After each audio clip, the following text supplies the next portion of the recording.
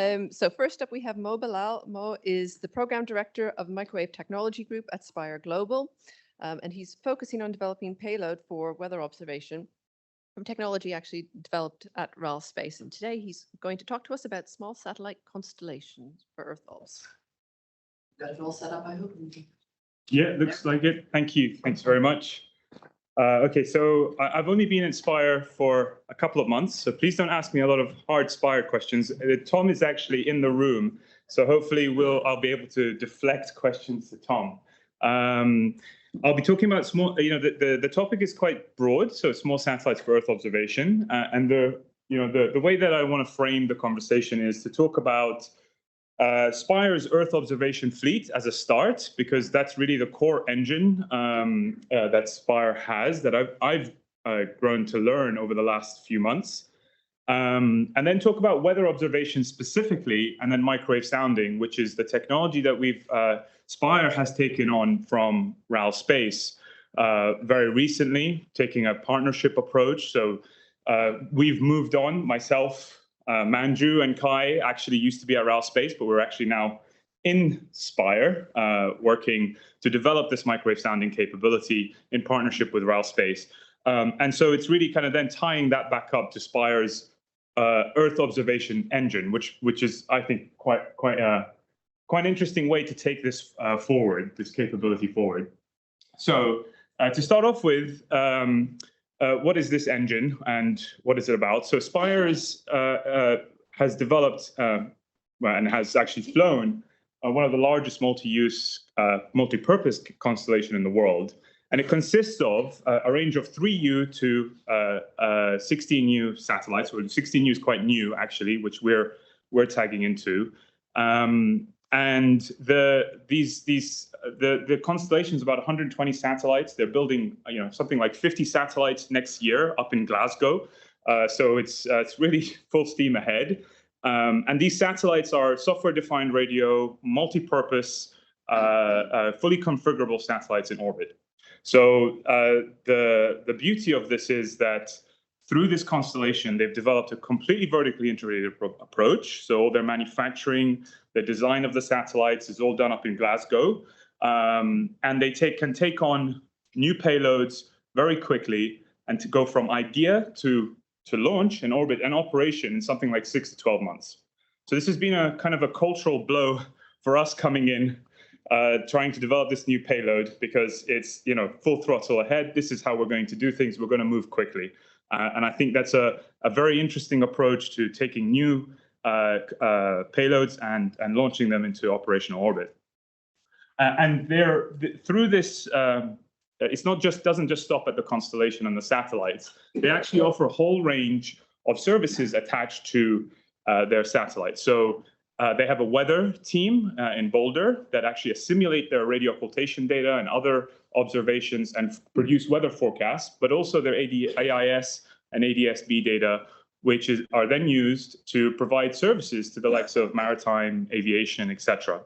And that's what we're hoping to do with the microwave data ultimately, is to take that, assimilate it into their NWP, and provide maritime customers data that says, there's a convective storm coming, change course, etc. So it's a really fully integrated approach, and it's fantastic for us as a microwave team, because actually we can talk directly to NWP experts and ask them what the kind of data needs to look like, and then we can go directly equally to the power system engineers or the mechanical engineers and say, look, we want to change our spacecraft to allow us to deliver what the customer needs. So this fully integrated approach I think is an important part of this engine. Another important aspect, I think, to that is Spire actually, because they have this engine capability, they offer this service through their space services offering to other payload and Earth observation missions that want to adopt it and take their business concept or payload to orbit in a very quick fashion. And so they do everything from the mission design, manufacturing, test and integration, and then launch. And some of the customers that you can see there, GHGSat, who do emission monitoring, methane specifically, using their optical sensors. They come with their payload. Spire adopts this and then launches the mission for them in something that, at a very rapid rate. And I think that's quite important because their whole ethos of speed is especially critical now with the significance of climate change, etc., and the need to move quickly in an industry that's moving very rapidly. So then moving on to weather observations, this is the area where hopefully I'll be a bit more comfortable. The first section, I'll pass questions on to Tom. The motivation here is really around providing global accurate weather forecasts. And if you look here on the map, this is global distribution of radars, terrestrial radars, which are used for weather observations. You can see there's huge gaps around the world, very dense in the US and Europe, but across oceans, clearly you can't have terrestrial observation or radars. And in large parts of Africa and Asia, etc., there's very big gaps. And in the SATCOMs industry, you will have heard, you're trying to provide this 2 billion or whatever it is population that has no access to communication. The same is true of weather. There is a large swaths of population that are really subject to adverse weather events and are blind to it relative to what we have privileges to here in Europe and in the US. So that's the motivation. And Spire really has a unique capability here and has commercialized and fully operationalized a lot of their GNSS-based observations. So this is a lot of the RF capability, sensing capability they have on board their own satellites. So radio occultation is one of the most mature of that. They actually provide 20,000 radio occultations observations to the likes of EUMETSAT, NOAA, ECMWF, real operational weather data that goes into weather forecasts that we use here on Earth all the time. And the way that works is, atmospheric refraction. As the signal goes through the atmosphere, you can see there's a delay as it decelerates through the denser medium of the atmosphere. And the Spire satellites constellation pick those signals up and are able to derive things like temperature, pressure, and relative humidity, which are critical parameters for numerical weather prediction. And so this begs the question of sort of what next. And what I'm putting here in this diagram, it may be a lot to look at, but if the diagram shows forecast sensitivity to observation impact. So the different lines are different observations. And if you were to remove those observations to global weather forecasting, what would be the impact in terms of accuracy? The black and red lines show microwave data. So microwave data is where this new venture that Spire is undertaking in partnership with RAL Space. This is really what we're now working on. And you can see it's one of the most potent data sets in numerical weather prediction. The reason behind that is microwaves, unlike optical or infrared, you can see through the cloud layer and you can measure within cloud layer as well. So it provides a really unique global data set for numerical weather prediction agencies. So microwave technologies, the bit that we're working on. So the hyperspectral microwave sounder, HIMS, as it's denoted on the left, is a sounder that was a technology concept that's been developed in RAL Space with the millimeter wave technology group that Spire has adopted. And this is a highly miniature sounder that takes a really novel approach to conventional microwave sounders. So on the right there, you see a big, large, conventional multi-sensor satellite mission, old space, if you want to call it that. But I don't want to belittle it because it's a pretty awesome capability. But it's a very, the conventional approach where you have lots of instruments on one single meteorological satellite, and one of them being MWS, which actually RAL Space worked on. And the sensor technology that was used in this MWS mission was ultimately adopted to HIMS, which you see on the left there. And the challenge you can imagine with using these old multi-sensor type missions or METOP, whilst they provide really critical observations to numerical weather prediction, They are incredibly expensive. The platform weighs 4 tons. It's incredibly costly to get into orbit. So you're talking about there's three launches, 3 into Constellation, which is about a 4-hour revisit rate, which aren't enough. This isn't enough in terms of spatial temporal coverage to really capture rapidly transient weather events like convective storms, tropical cyclones, things like that, where you need much, much better spatial temporal coverage. So the hyperspectral microwave sounder was really designed to overcome this limitation, put it into a dedicated platform to take the microwave sounding capability, put it into a dedicated platform, but then also push forward in terms of technology, take more risk. Not worry about we're flying something that doesn't have heritage, because ultimately we'll learn and we can launch another one if we need to and improve it. So, and this is the philosophy that Spire takes, this iterative approach. So it made it an excellent vehicle to take this forward. Another question that comes up is, okay, well, this 4-ton platform can do very good capabilities. Do small satellites have a chance here? And so I'm showing here is a comparison between 2 different sensors. One of them being a NASA Tempest-D CubeSat mission, which does microwave sounding. This is 87 gigahertz brightness temperature plot, which shows the NASA Tempest-D on the top, and then ATMS, which is a conventional large satellite platform.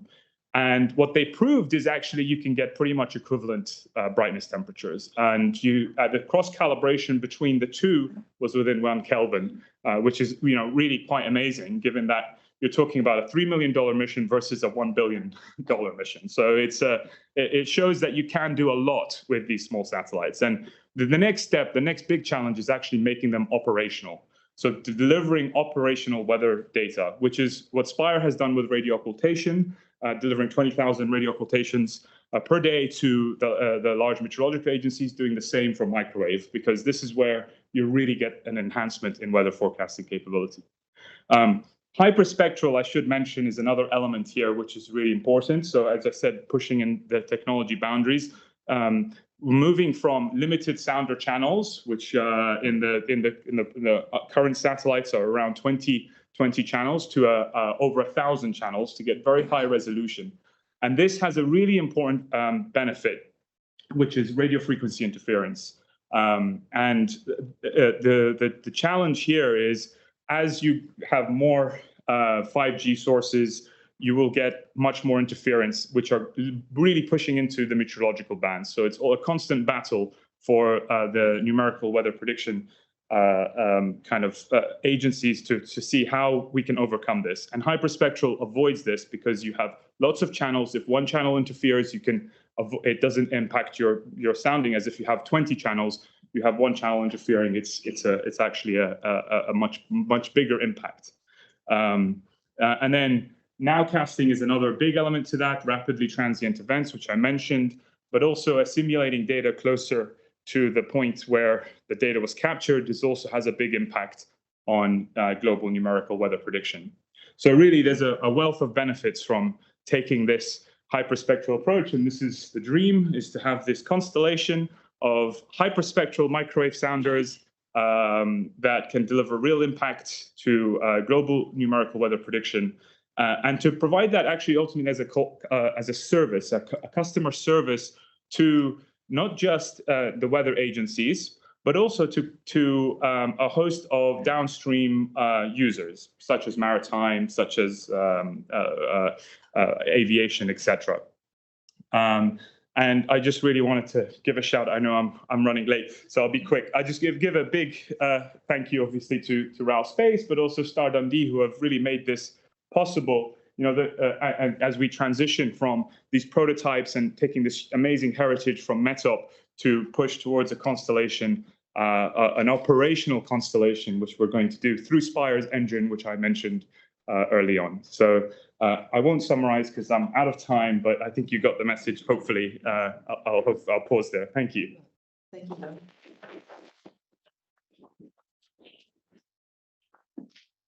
Before Mo runs away, do we have any questions?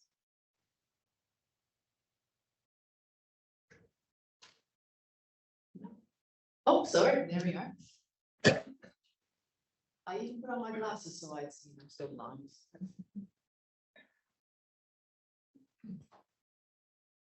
Thank you. Thank you very much. Doug Millard Science Museum.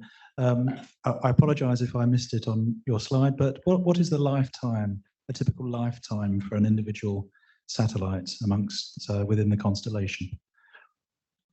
It depends on the size of the satellite, but the 3U CubeSats, these are 10, each U is 10 centimeter by 10 centimeter by 10 centimeter. The 3U ones have a typical lifetime of 3 years, but the 16U, which is the one that we're using, will have a typical lifetime of 5 years. So there's another advantage here, I think that's important, which is you can iterate over. You don't have to wait 20 years for your satellite to put new technology forward. So this is an advantage in that sense. Right behind, I think. Hi, Mo. Thanks for that. Just a quick question. Mark Burrows from STFC. How do you see yourself growing here at RAL's, or the RAL's site? And have you got any other plans for future developments? Yeah, great question. So I think RAL is really home to the microwave team. As I mentioned, we've come out of the millimeter wave technology group at RAL Space. There's amazing manufacturing capabilities, but also just technical capabilities that we, and know-how and knowledge that we have access to, which is, really important to be in Harwell.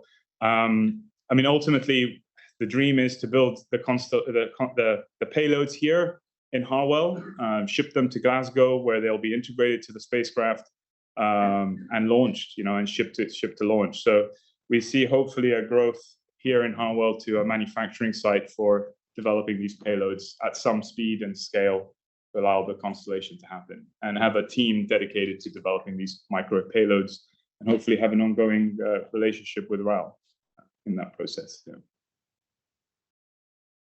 Okay, great. Thank you to Mo. I presume you're not going to run away. People want to have discussions. Yes, I'll be around. Okay, great. Thanks. Thank you very much.